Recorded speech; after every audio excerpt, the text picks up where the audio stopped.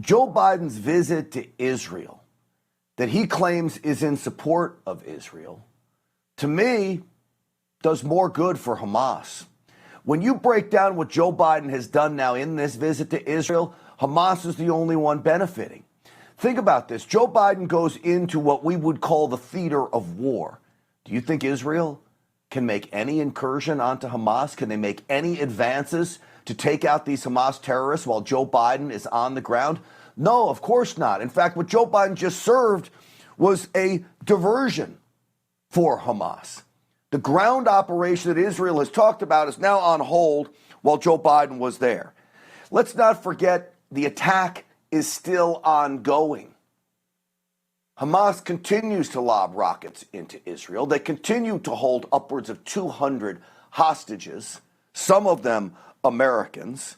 So the promises of weapons and resources to Israel stalls the ground invasion of Israel, and it pressures Israel to stop this ground invasion, and that is exactly what the United States has been doing, pressuring Israel not to go in as it talks about Gaza and humanitarian aid and all of these things. Yes, humanitarian aid. Now, let's be clear about something. Who runs Gaza?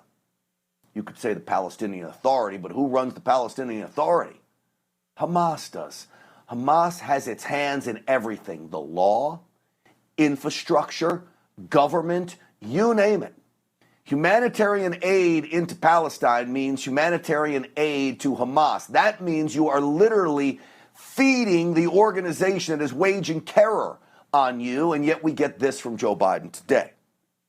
Today, I'm also announcing $100 million in new U.S. funding for humanitarian assistance in both Gaza and the West Bank. $100 million for Gaza and the West Bank. Does he not think that money is not going to be used for terror operations? We already saw it with Iran and the $6 billion. Of course it will. Of course you send money into that area. We are feeding all of our enemies all kinds of money. So the left sides with Hamas because I think the left wants to literally see the destruction of Western civilization. So they try to hide that by funneling money. But money speaks the loudest. And it shows you exactly where their emotions lay.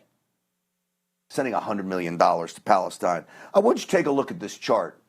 This is a chart of Iran revenues, thanks to the Heritage Foundation. If you look closely there, before Joe Biden took office, the revenues for Iran were $8 billion. What happens when Joe Biden comes in? He lifts sanctions. Iran can ramp up its oil production, and revenue skyrockets to just over $90 billion. Nearly tenfold. All because of Joe Biden. What a gift. Yet they still chant death to America. We still send them all kinds of money.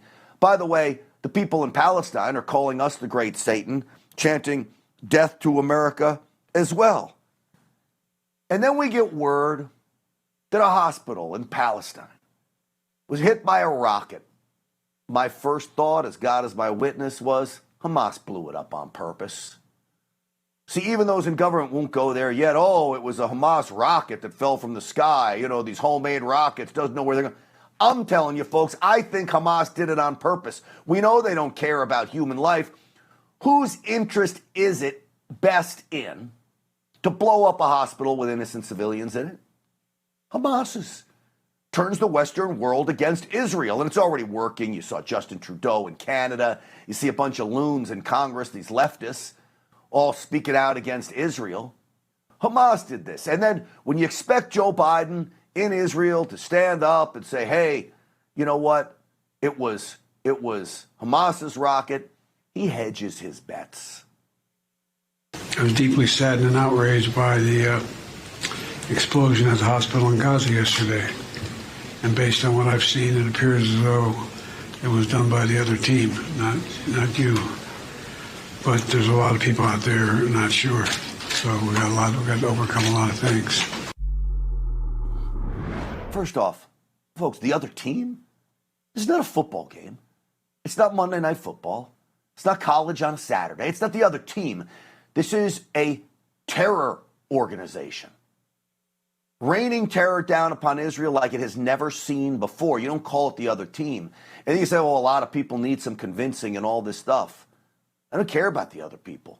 You know what the Department of Defense says. There's got surveillance video of this rocket falling from the sky and hitting this hospital that was not coming from Israel. Just be definitive about it, Joe Biden, but he can't. See, I believe this entire trip to Israel was a giant mistake. You will hear conservatives in Washington say, oh, it's very good of the president. I'll give him props that he went to Israel, shows America's. No, it wasn't. This president looked tired. He could barely speak. You hear him mumbling because he's not up for the job. And then what happens? I told you the other day, only downsides can happen from this trip. And the downside now was Jordan cancels this meeting between Jordanian officials, Egypt, and the Palestinian Authority's leader, this Mahmoud Abbas. They canceled a meeting. How do you cancel a meeting with the President of the United States, at least the guy who calls himself that,